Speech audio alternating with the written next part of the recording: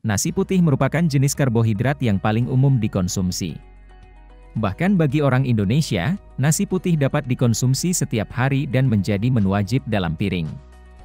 Berdasarkan keterangan dalam laman Health, satu cangkir nasi putih mengandung setidaknya 44 gram karbohidrat, 4 gram protein, 200 kalori, dan kurang dari 1 gram serat.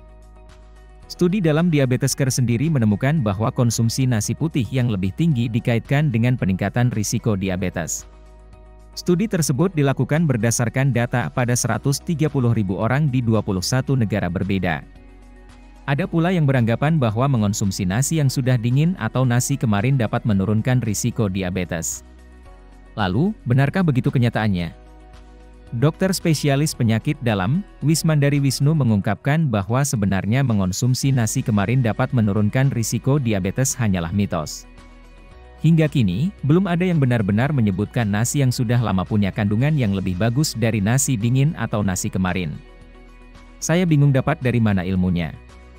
Sedihnya lagi dokter umum kita juga yang memberikan rekomendasi jangan makan nasi yang baru, kata Wismandari.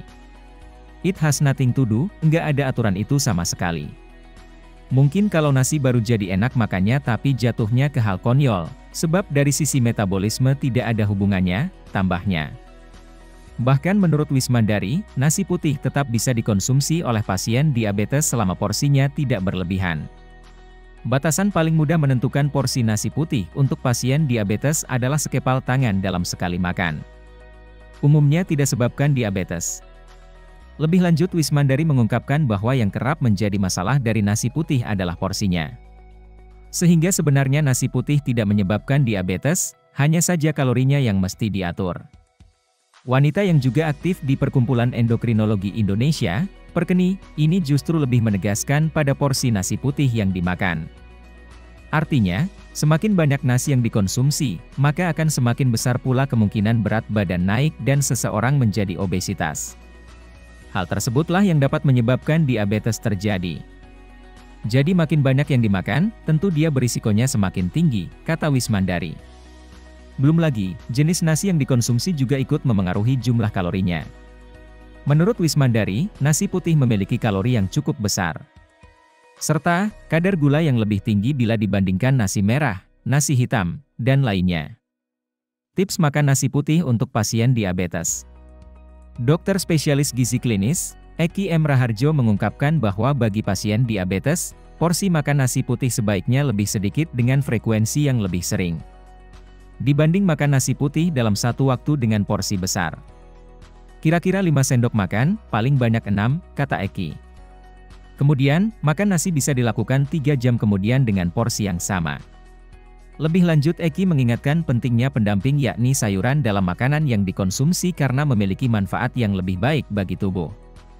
Pilihan sayuran yang dapat Anda coba bisa berupa wortel, brokoli, buncis, labu siam, dan sayuran lainnya. Eki mengungkapkan, sayur penting agar nasi tidak terlalu cepat diserap. Sayur itu penting agar nasinya tidak cepat diserap. Sehingga naiknya gula di dalam darah perlahan, enggak langsung meningkat, ya, ujar Eki. Cara lain untuk konsumsi nasi yang lebih sehat. Selain itu, cara mengonsumsi nasi juga penting untuk diperhatikan. Nasi putih matang yang tidak diolah kembali sudah memiliki kalori yang tinggi. Sehingga memilih untuk tidak mengolahnya kembali menjadi salah satu cara yang dianjurkan agar konsumsi nasi bisa lebih sehat. Sebaiknya, tidak perlu lagi menggoreng nasi dengan tambahan berbagai macam bahan seperti kecap, mentega, krim, keju, dan sebagainya. Meski menggiurkan, mengolah nasi dengan bahan-bahan tersebut dianggap dapat membuat nasi semakin tinggi kalori. Terima kasih telah menonton video ini, semoga informasi yang diberikan bermanfaat. Jangan lupa like, komen, dan subscribe serta aktifkan tombol loncengnya.